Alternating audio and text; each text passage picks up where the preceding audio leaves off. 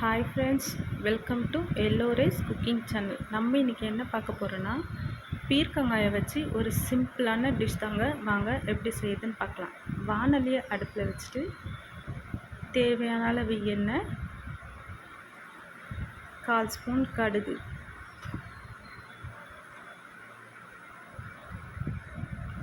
கடுகு பொரிஞ்சதும் நம்ம குட்டி குட்டியாக கட் பண்ணி வச்சுருக்கிற 2 வெங்காயத்தை அது கூட சேர்த்து நல்லா வதக்கிக்கோங்க.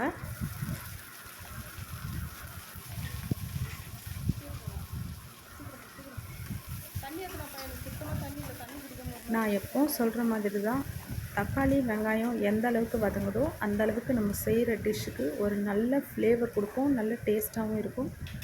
இப்போ இது கூட ஒரு கொத்து கருவேப்பிலையை சேர்த்திக்கோங்க. வெங்காயம் சீக்கிரம் வதங்கி வரணுன்னா உப்பு சேர்த்து வதக்கிக்கோங்க. இந்த கூட்டுக்கு எவ்வளோ உப்பு தேவையோ அவ்வளோ உப்பு சேர்த்து நல்லா வதக்கிக்கோங்க.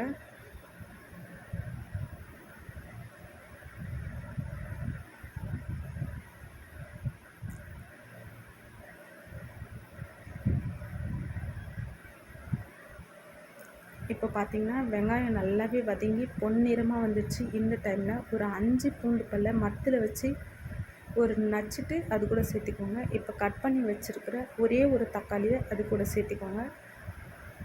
தக்காளி நல்லா வதங்கட்டும், பொறுமையாக கிளறி விடுங்க.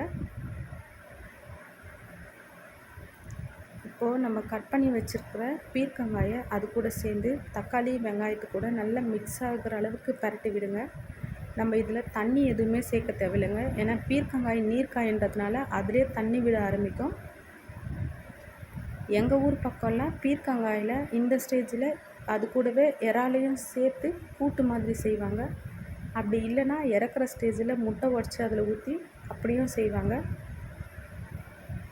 இப்போ பார்த்திங்கன்னா பீர்க்கங்காயில் எவ்வளோ தண்ணி வந்திருக்கு பாருங்கள். அது நல்லா வற்றி அந்த தண்ணியெல்லாம் வந்துடும். நம்ம தண்ணி எதுவுமே சேர்த்து தேவையில்ல, அதில் இருக்கிற தண்ணியை அது வேகிறதுக்கு போதுமான அளவு. இந்த ஸ்டேஜில் பீர்க்கங்காய்க்கு தேவையான அளவு மிளகாய் பொடியை சேர்த்து நல்லா கிளறி விடுங்க. கிளறிட்டு 5லேருந்து 10 நிமிஷம் ஸ்லோ ஃப்ளேமில் தட்டு போட்டு மூடி அப்படியே விட்டுருங்க.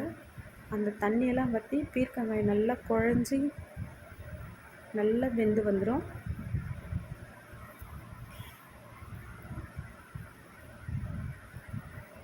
இப்போ பார்த்திங்கன்னா அந்த தண்ணியெல்லாம் வற்றி பீர்க்கங்காய் நல்லாவே வெந்து வந்தாச்சு.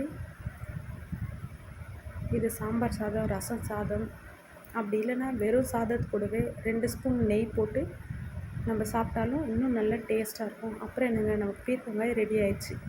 சேனல் பிடிச்சிருந்தா லைக் பண்ணுங்கள், கமெண்ட் பண்ணுங்கள், ஷேர் பண்ணுங்கள், சப்ஸ்கிரைப் பண்ணிக்கோங்க. தேங்க்யூ.